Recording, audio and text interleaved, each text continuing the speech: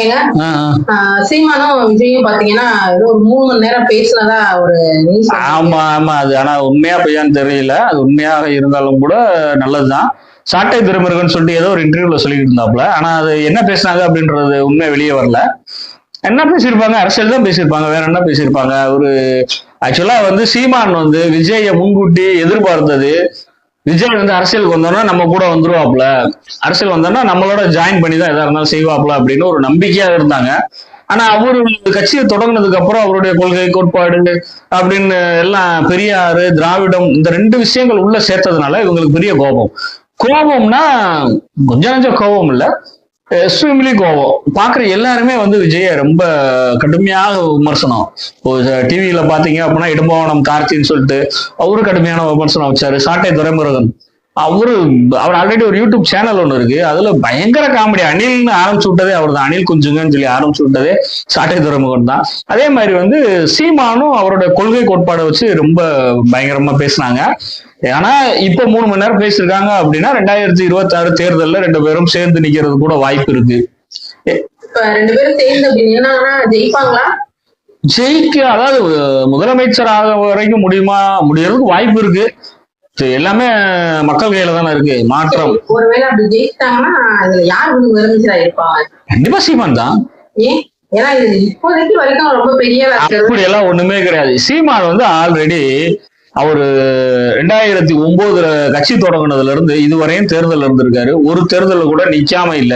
இடைத்தேர்தலா இருக்கட்டும், அது பாராளுமன்ற தேர்தலா இருக்கட்டும், சட்டமன்ற தேர்தலா இருக்கட்டும், எல்லா தொகுதியிலையும் எல்லா இடத்துலயுமே நின்று ஒரு குறிப்பிட்ட வாக்கு சதவீதத்தை வச்சுக்கிட்டு தமிழ்நாட்டுல அங்கீகரிக்கப்பட்ட கட்சி அப்படின்ற ஒரு நேமோட நாம் தமிழர் கட்சி இருக்கு. இப்ப விஜய்க்கு என்ன ஓட் பேங்க் இருக்கு யாருக்குமே தெரியாது. இந்த டிவியில உட்காந்து பேசுற 4 பேர் என்ன சொல்லுவாங்க அப்படின்னா அவருக்கு 25% ஒரு குரூப் சொல்லும், 30% சொல்லும், 15% சொல்லும். ஆனா இது எல்லாமே யூகம் தான், கரெக்டா யாரும் சொல்ல முடியாது. இந்த எலெக்ஷன் முடிஞ்சாதான் சொல்ல முடியும் விஜய்க்கு தமிழ்நாட்டில் இத்தனை % ஓட்டு இருக்கு அப்படின்னு சொல்லி. சோ அதனால சிஎம்மா வருவாங்களா வர மாட்டாங்களா அப்படின்றது இல்ல, வந்தா நல்லதுதான், ஒன்றும் பிரச்சனை இல்லை.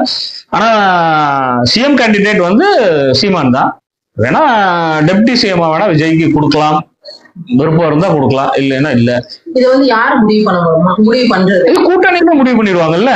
இப்போ பிஜேபி ஏடிஎம்கே எடப்பாடியும் கூட்டணியில இருக்காங்கல்ல. இப்போ வந்து முதலமைச்சர் யாருன்னு யாரு முடிவு பண்ணுவா? அதாவது கூட்டணியில அதிகமா பெரிய கட்சி யாருன்னு பார்த்தா அப்படின்னா தமிழ்நாட்டுல அதிமுக. இப்ப அப்படி பார்த்தா இப்போதைக்கு மெஜாரிட்டி யாரு? விஜய் தானுங்க. அவர் நடத்தின இந்த மாநாட்டிலே தெரிஞ்சுக்கலாமே. அவர் மாநாட்டுல என்னமா நடந்தது? மாநாடுன்றீங்க, மாநாடு இருக்கிறது ரொம்ப கேவலமான மாநாடு. இந்த மாநாடு நடத்தி விஜயோட பேரை கெடுத்துக்கிட்டாப்ல ஒழிய அந்த மாநாட்டுனால 10 பைசாக்கு பிரயோஜனமே இல்லை. பேர் கெட்டு போனதுதான் இது.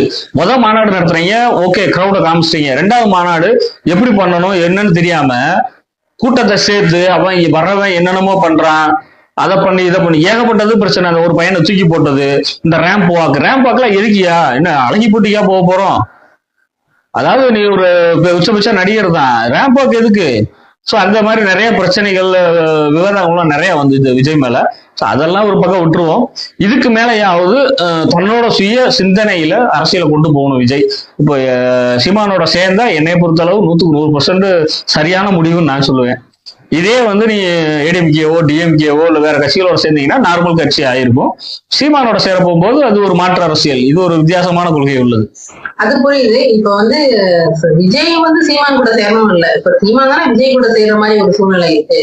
அப்படி எல்லாம் ஒண்ணும் கிடையாது, அப்படிலாம் சேர மாட்டாங்களே. அவங்க ஆல்ரெடி டிபேட்ல சொல்லிட்டாங்களே, நீங்க விஜய் உங்களுக்கு அழைப்பு விட்டா நீங்க போவீங்களா போக மாட்டீங்களா அப்படின்னா நாங்க விஜய் அழைப்பு கொடுக்குறோம், அவர் வந்து எங்களோட சேர சொல்லுங்க. ஏன் 2009 கட்சி ஆரம்பிச்சு இத்தனை சதவீதம் ஓட்டு வச்சிருக்க ஒரு கட்சி போய் நேற்று கட்சி ஆரம்பிச்சவங்க கூட போய் சேர்ந்துட்டு உட்காந்துருக்கணுமா?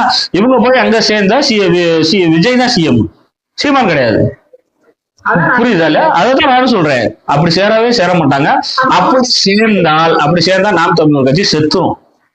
ஏன்னு கேளு, எந்த ஒரு கட்சியோடையும் கூட்டணியும் இல்ல, கொள்கை கோட்பாடுல சமரசமும் இல்லை அப்படின்றத நாம் தமிழர் கட்சியோட தாரகை மந்திரமா இருக்கு. இப்ப அவரு கூட எப்படி கூட்டணி வைப்பாங்க? அவரு வந்தா சேர்த்துக்குவாங்க, சேர்த்துக்கிட்டு ஒன்னா பயணிப்போம். அதாவது இவங்களோட கொள்கையும் அவங்களோட கொள்கையும் ஒத்து போச்சு அப்படின்னா, இப்ப 100% ஒத்து போகாதுன்னு முதல்ல சொல்லிக்கிட்டு இருந்தாங்க. என்ன ரீசன் கேட்டீங்க, அதுக்கு என்ன ரீசன் கேட்டீங்க அப்படின்னா, பெரியாரை நீங்க எந்த இடத்துல நீங்க ஏத்துக்கிறீங்க, திராவிடத்தை நீங்க எதை வச்சு நீங்க திராவிடம் அப்படின்னு சொல்லி கொண்டு வர்றீங்க. இந்த 2 கொள்கை மட்டும்தான் சீமானுக்கும் விஜய்க்கும் உள்ள எதிர்மறை. அதாவது இவங்க ஏத்துக்கிறாத விஷயம். மத்தபடி சீமான் கட்சியை சேர்ந்தவங்களும் வேற எதுக்குமே அவங்க வந்து சொல்லல. இந்த 2 விஷயம், பெரியார், திராவிடம், இந்த 2 இடத்துலயும் கொள்கை மாறுபாடா அவர் ஒரு விளக்கத்தை கொடுத்துட்டாரு அப்படின்னா சேர்ந்து ஒன்னா பயணிக்கிறதுல ஒன்றும் தப்பு இல்லையே. ஏன்னா வருஷம் ஃபுல்லா 2 கட்சிக்கு தான் மாத்தி மாத்தி ஓட்டு போட்டிருக்கோம், ஒன்னும் பிரயோஜனமா நடக்கல. சரி, இதாவது நடக்குதான்னு பாப்போமே. பார்ப்போம்.